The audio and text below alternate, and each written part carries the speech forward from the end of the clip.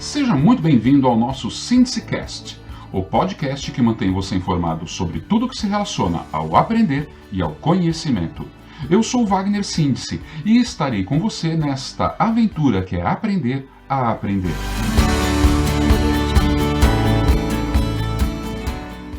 Este é mais um episódio de Perguntas e Respostas, que vai até você nas segundas-feiras. É nele que buscamos responder questionamentos que surgiram dos programas anteriores, através das perguntas que você nos faz pelo SíndiceCast no Facebook, Instagram e no Twitter. Ou ainda pelo nosso e-mail sindicast@gmail.com. Neste episódio 5, estaremos respondendo às perguntas feitas por nossos colegas a respeito do sistema representacional auditivo, sobre o qual conversamos lá no episódio 3. Lembram? Ah, você ainda não ouviu o episódio 3? Corra lá, tá muito bom. Continuando. Os questionamentos de hoje se voltam para dois grupos de perguntas. Primeiro grupo. O fato de nosso sistema primário ser auditivo decorre de fatores genéticos? Olha que pergunta interessante, pessoal. Segundo grupo. Como posso usar o sistema auditivo para aprender melhor e criar um sistema de memória que me ajude a estudar para uma prova de escola, vestibular ou concurso? Trabalhar com mais eficiência. Observe que são questionamentos muito práticos e diretos, que disparam justamente o centro de tudo, a necessidade. No caso do primeiro questionamento, é a necessidade mais fundamental, a de saber. Aquela cuja satisfação é pessoal, intransferível e que nos traz uma sensação de paz por entender. Já a segunda busca satisfazer as necessidades mais imediatas e que tem relação em melhorar nossa qualidade de vida. Sim, qualidade de vida. Porque se melhoramos nosso desempenho em tarefas que precisamos fazer, isso nos torna mais tranquilos, mais harmônicos conosco e com as pessoas que estão ao nosso redor. Vamos lá, então? Venha comigo para respondermos o primeiro grupo de questionamentos. Lembra? Eu vou lembrar ele para você aqui. Seria o nosso sistema primário auditivo decorrente de fatores genéticos? Vejamos. Para responder essa questão, eu preciso de uma maneira bem simples resgatar alguns conceitos básicos de genética. Veja, nossa carga genética é composta por genótipo e fenótipo. Não é nosso interesse aqui discorrer sobre esses dois conhecimentos, mas lembrem-se que o genótipo se refere às características genéticas que não podem ser modificadas. Já os fenótipos são as características que, além de poderem ser, na maioria das vezes, observáveis, elas podem ser modificadas pelo meio em que vivemos ou por ações humanas diretas, como, por exemplo, bem simples, pintar o cabelo altera o nosso fenótipo, mas não o nosso genótipo. Por quê? Porque aí, quando o cabelo voltar a nascer, aquele que está nascendo continua com a característica original. Se você tinha o cabelo loiro e pintou ele de preto, você terá o seu cabelo que está nascendo loiro. Se você tem o cabelo loiro e pintou ele de vermelho, o cabelo que estará nascendo continuará sendo loiro. Percebem? Por isso que é uma característica típica de fenótipo. Mas ele não alterou o genótipo, entendeu? Ok? Então, simplificando mais ainda, tá? Todos os nossos sistemas representacionais são equilibrados, como eu já disse para vocês no outro programa, quando nascemos.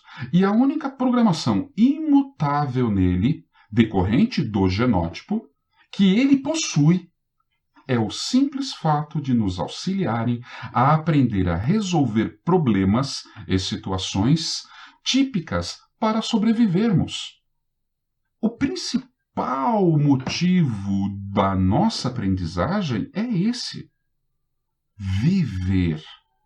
Viver com qualidade, com harmonia, com entendimento, aprimorar a cada dia para fazermos o essencial da vida.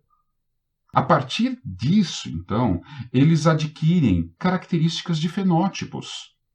Por quê? Porque as alterações de amplitude e capacidade de aprendizagem mudam de acordo com as necessidades que o indivíduo percebe serem as mais essenciais à manutenção de sua vida. Ou seja, se os pais ou cuidadores do neném, quando eu falar aqui pais ou pai, entendam isso num grupo de pessoas responsáveis por esse serzinho e pela infância e pela vida dessa pessoa inicialmente, ok? Então, olha lá.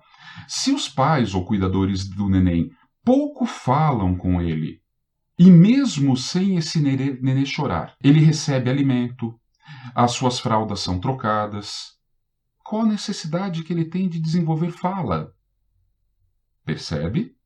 Todo o modelo que ele tem de relacionamento com o mundo não necessita da fala. Ele está tendo suas necessidades básicas atendidas sem precisar desse recurso.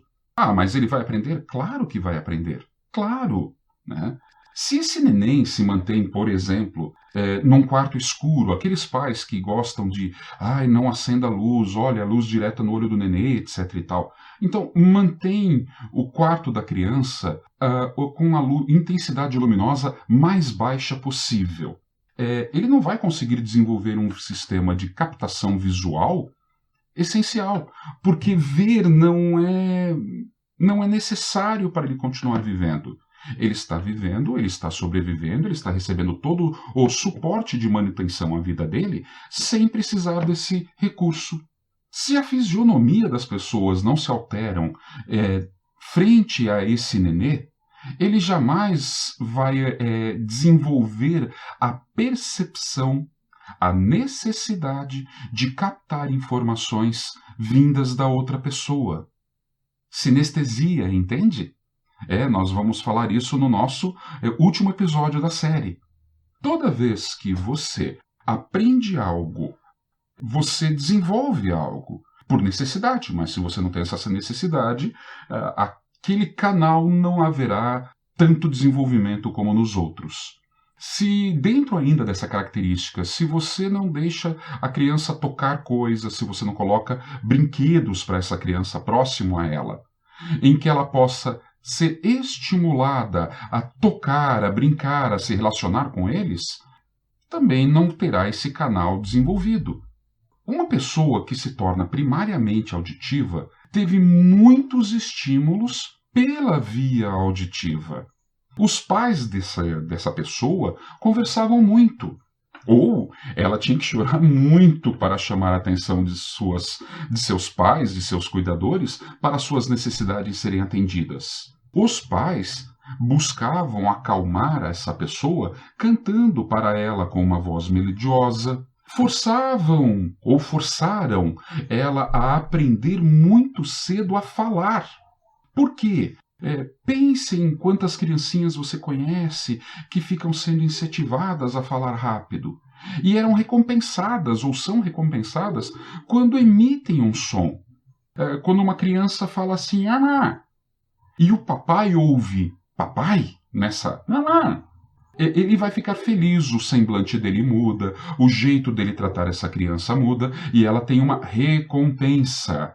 E ela percebe que aquele estímulo que ela emitiu, aquele som que ela emitiu, traz a ela alguns benefícios imediatos. Se ela falar "mamá" e a pessoa entende "mamãe", nossa, ela já tem um estímulo imediato. Ou ainda, se quem está cuidando dela, ela fala "mamá" e a pessoa entende "mamá", e entende mamá como mamadeira, olha que legal, essa criança aprendeu a pedir falando o alimento dela.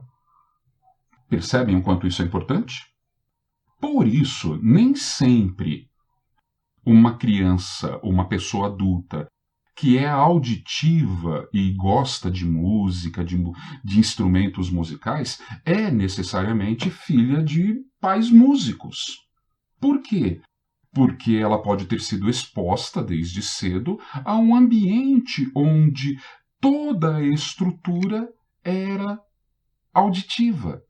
Os pais podiam cantar para ela, os pais podiam colocar músicas para essa criança se acalmar, ou o pai pode, ou os pais podem ter deixado instrumentos musicais próximo a essa criança. Enfim, ela foi estimulada para isso.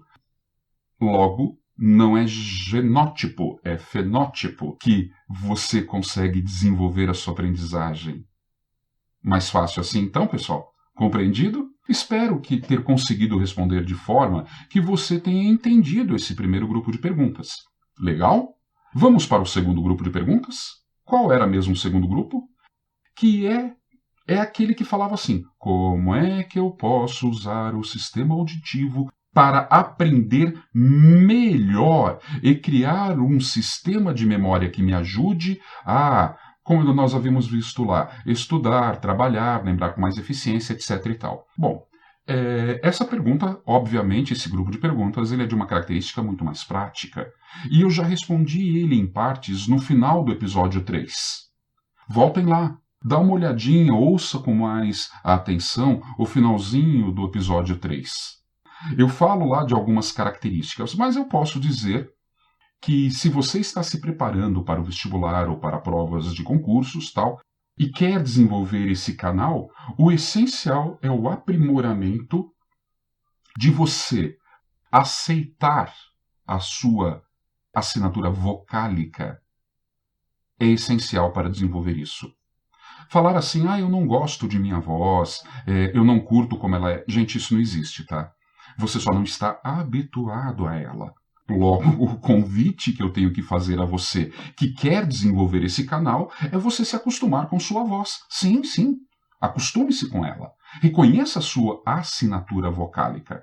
Como que você pode fazer isso? Você grava textos que você tenha que memorizar no seu celular e ouve a si mesmo falando. Em vários momentos do seu dia, que nem o podcast, né? Lembrem-se, o podcast, a vantagem dele em relação ao YouTube é justamente isso. Você pode pausar, você pode ouvir ele enquanto está no carro, enquanto está mexendo no Facebook. É só colocar o fone de ouvido e deixar rolando. Se você vai assistir alguma coisa via YouTube, infelizmente a maioria que tem YouTube não é o premium, né? A gente é mais simprão, então o que acontece? Se você sai do YouTube para poder ver alguma coisa no Facebook, no WhatsApp, ele trava instantaneamente. E se você estiver ouvindo algo pelo Spotify, ele fica tocando em segundo plano. E você continua ouvindo o que você queria ouvir. Por isso a vantagem, né? Você pode desenvolver outras atividades enquanto ouve. Logo, voltando, quando você grava você mesmo e fica ouvindo a sua voz várias vezes, aquela frase que você estava falando, aquilo que você precisava memorizar, ele vai ser rapidamente absorvido por você. Você também pode gravar outras pessoas falando, só que nem sempre a pessoa vai falar aquilo que você quer que ela fale para você poder gravar. Então, isso funciona muito bem com palestras que a gente assiste e tal. Mas para estudar, para você ter um foco de estudo, não tem outro caminho, tá? Grave a sua voz. E imagine ouvindo a sua voz um ritmo por trás desse som, como se fosse assim uma paródia, entende? Você vai perceber que o desempenho seu vai aumentar muito, muito, muito. Legal? Respondido? Que bom, pessoal!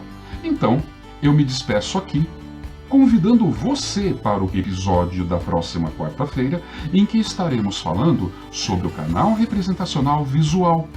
Um grande beijo no coração de todos e até quarta, em mais um episódio do nosso SyntheseCast.